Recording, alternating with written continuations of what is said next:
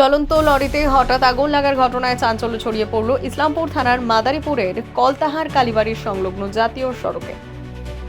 ঘটনাটি ঘিরে এলাকায় ব্যাপক চাঞ্চল্যের সৃষ্টি হয়, তবে চালকের তৎপরতা এবং দমকলের দ্রুত হস্তক্ষেপে বড়সড় দুর্ঘটনা এড়ানো সম্ভব হয়েছে।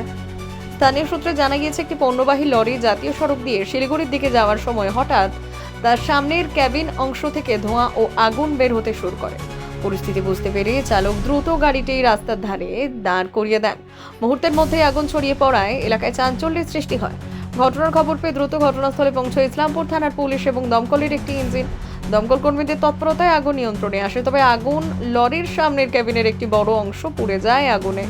এই ঘটনায় কোনো হতাহতের খবর না মিললেও জাতীয় সড়কে কিছু সময়ের জন্য এক লেনে যান চলাচল ব্যাহত হয়। পরে পুলিশ ও প্রশাসনের উদ্যোগে পরিস্থিতি স্বাভাবিক করা হয় এবং যান চলাচল পুনরায় শুরু হয়।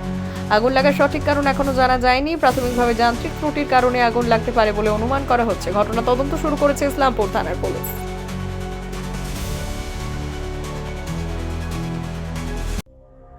সংবাদটি নিবেদন করছেন স্বস্তিলোক উৎসব ভবন, গঙ্গারামপুর, দক্ষিণ দিনাজপুর। সর্বোত্তম সুযোগ সুবিধে রয়েছে আতিথেয়তায়। সুপরিচিত স্বস্তিলোক উৎসব ভবন অতিথিদের যে কোনো অনুষ্ঠানের জন্য উপযুক্ত ওয়ান স্টপ ডেস্টিনেশন। আমরা আপনার বিশেষ অনুষ্ঠানটিকে অবিস্মরণীয় করে তুলি। স্বস্তিলোক উৎসব ভবন, শিববাড়ি রোড, গঙ্গারামপুর, দক্ষিণ দিনাজপুর।